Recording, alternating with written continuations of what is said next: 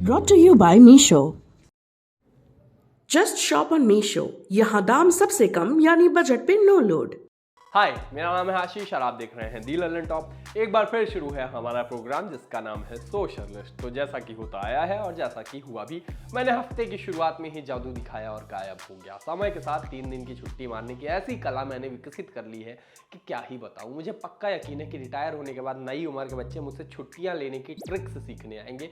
खैर, इन सब बातों को भी दबी में ली गई छुट्टी की तरह निकाल के आगे बढ़ते हैं। करते हैं बात आज के शो में क्या है खास। कश्मीर फाइल्स के डायरेक्टर की पुरानी तस्वीर में लोगों ने क्या कुछ खोज निकाला।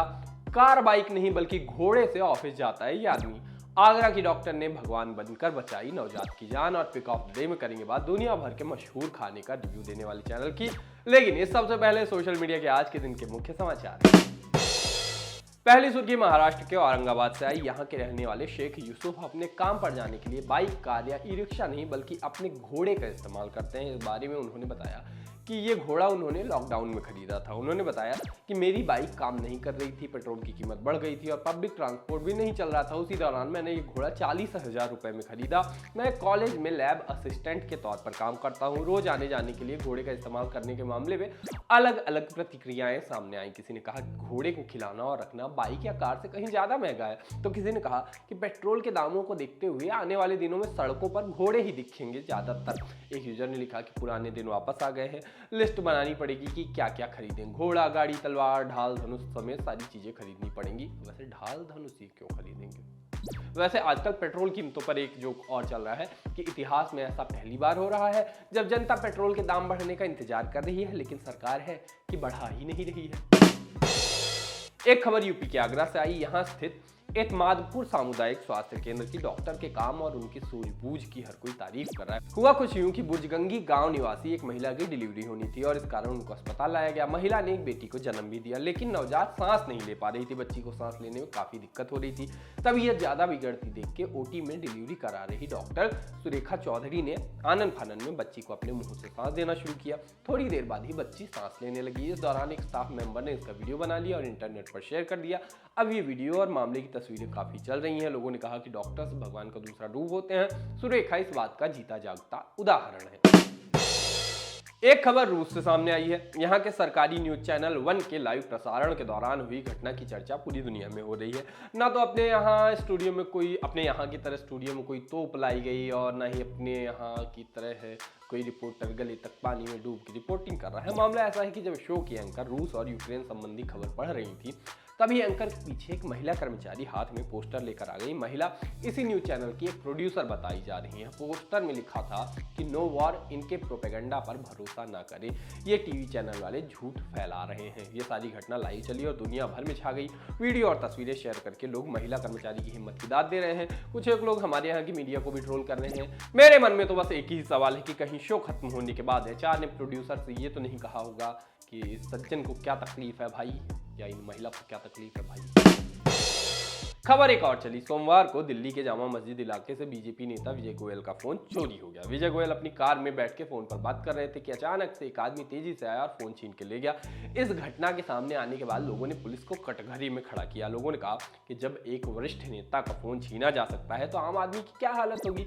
अब किस्मत चोर की भी खराब, उसे पता नहीं था कि वो किसका फोन चोरी करने जा रहा था। घटना होते ही पुलिस ने तुरंत एक्शन लेते हुए फोन चोरी करने वाले को अरेस्ट कर लिया और ये सब हुआ महज 12 घंटों में।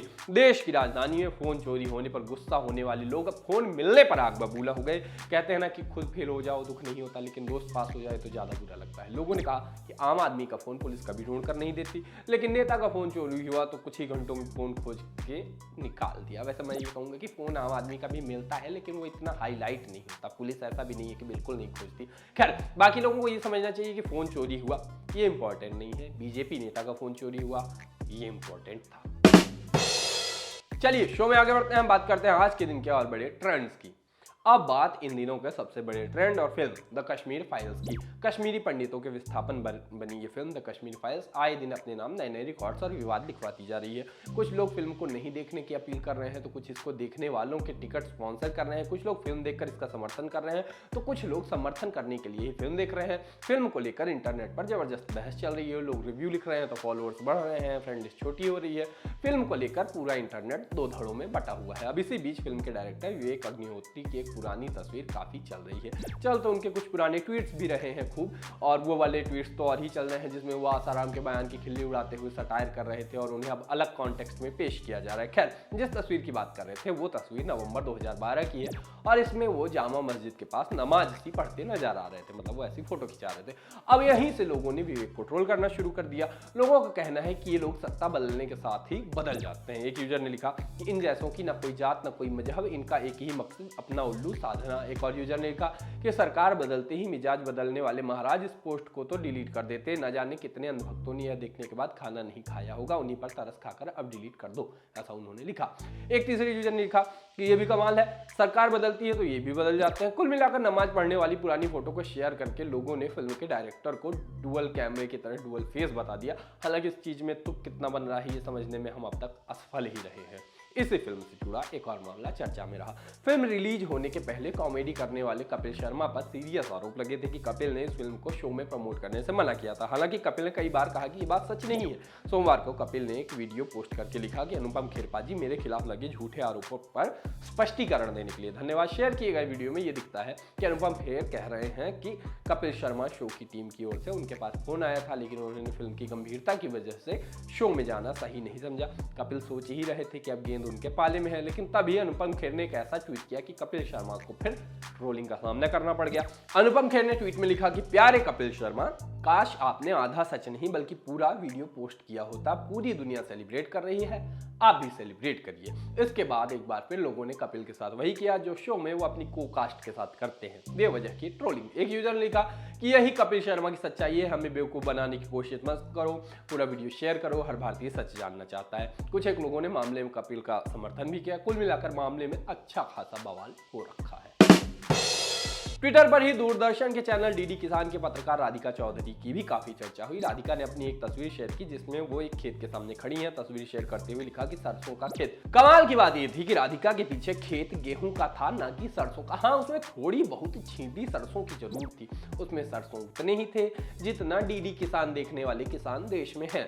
ज्यादा है या कम है ये आप अपनी श्रद्धा से समझिए, हमने तो कुछ कहा नहीं। इस पर लोगों ने राधिका और उनकी नॉलेज की खिंचाई करनी शुरू कर दी। लोगों ने कहा कि डीडी किसान की पत्रकार को जब गेहूं और सरसों के बीच का अंतर भी नहीं पता तो समझ लीजिए कि वो किसानों को क्या ही समझाती होंगी। एक यूजर ने मेथी की तस्वीर शेयर करके कहा कि धनिया ले लीजिए मैडम। एक और यूजर ने मूली की तस्वीर शेयर करते हुए कहा कि लो इसी बात पर गाजर खाओ। एक तीसरे यूजर ने लिखा कि जैसे 12वीं के बाद इंटर होता है वैसे ही ये सरसों का खेत है, मामला बढ़ने पर वही हुआ जो हर बार होता है। ट्वीट डिलीट और सफाई जारी। पत्रकार ने सफाई देते हुए नया ट्वीट किया और लिखा कि गेहूं के खेत में सरसों के फूल मिश्रित खेती। जो लोग नहीं जानते हैं वे गौर से इस खेत को देखें। इस पर भी लोग शांत नहीं हुए। एक यूजर ने लिखा कि आप जैसे लोग ही किसान बिलों के फायदे ही ना रहे थे। गेहूं और सरसों में कंफ्यूजन देखा, मतलब ये तो वैसा ही था कि जैसे आप आशीष मिश्रा यानी कि मैं और वो मंत्री जी के बेटे आशीष मिश्रा में कंफ्यूज हो जाएं। आज ही एक अखबार के नाम से चल रहे हैंडल वाले कंफ्यूज हो गए थे ट्विटर पे, मुझको टैग कर दिया, मैंने कहा तो मुझे ब्लॉक करके चले गए। वैसे पत्रकारों के इस तरह कंफ्यूज होने का ये पहला मामला नहीं है। इससे पहले भी एक पत्रकार गेहूं और धान में कंफ्यूज हो गए थे। अभी नाम याद नहीं आ रहा, लेकिन मामले का सार तो आप समझ ही गए होंगे। एक खबर कार कंपनी हुंडई से जुड़ी हुई आई है। अरुण पवार नाम की यूट्यूबर ने एक वीडियो शेयर करके हुंडई कंपनी पर गंभीर आरोप लगाए हैं। अरुण ने बताया कि कंपनी की एक डीलरशिप वालों ने उनके भाई मतलब ताऊ के बेटे अजित पवार के साथ मारपीट की है। हुआ कुछ यूं कि अजित पवार ने बीते साल दिसंबर के महीने में क्रेटा कार खरीदी। अरुण एक यूट्यूबर है तो वो हर एक मामले पे व्लॉग वगैरह बनाते हैं। अजित की गाड़ी से जुड़े तमाम वीडियो उन्होंने अपने चैनल पर शेयर किए।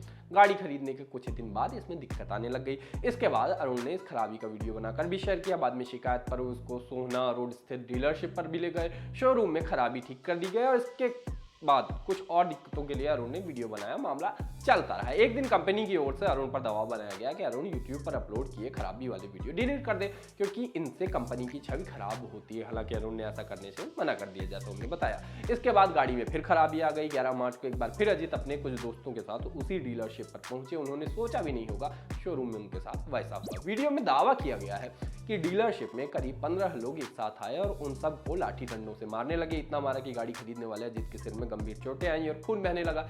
इसके अलावा अजित का फोन भी तोड़ दिया गया दावे के मुताबिक। वीडियो में अजित ने पूरे मामले को अपनी ओर से विस्तार से बताया है। मामले में अजित के परिवार ने डीलरशिप पर केस दर्ज करवा दिया। वीडियो काफी चल रहा है, ट्विटर पे भी ट्रेंड चला, उनके समर्थन में लोग नजर आए। हुंडई से एजेंसी की कथित गुंडई पर कार्रवाई करने की मांग की जा रही है। अब देखते हैं कि हुंडई का इस पे क्या पक्ष आता है। अगर कुछ आता है हम तक भी तो हम आपको बताएंगे। सोशल लिस्ट में अब बारी है पिक ऑफ द डे की, और आज की हमारी रिकमेंडेशन खाने और घूमने पर आधारित है। आज हम आपको एक मस्त यूट्यूब चैनल के बारे में बता रहे हैं। चैनल का नाम है best ever food review show और इसको चलाने वालों का नाम है विल्सन मंचर उर्फ सोनी। वो दुनिया भर में घूम घूम कर सबसे शानदार खाना बनाने वाले लोगों से मिलते हैं और उनसे जुड़े वीडियोस शेयर करते हैं। इस चैनल पर आपको दुनिया के बेस्ट ऑफ द बेस्ट खाने के रिव्यू वाले वीडियोज मिलते हैं। सोनी भारत में भी कई फूड चैनल्स के साथ मिलकर वीडियोज बना चुके हैं। लोगों को उनका चैनल काफ़ी पसंद आता है। तो अगर आपको भी इस तरह की कंटेंट में दिलचस्पी है, वो चीज़ भैया ने डाल दिया इसमें वो अमूल वाला बटर डाल दिया से अलग, तो उनका चैनल देख सकते हैं। बाकी आज के सोशल लिस्ट में इतना ही। फिर होगी मुलाकात कल, तब तक के लिए हम चले टाटा।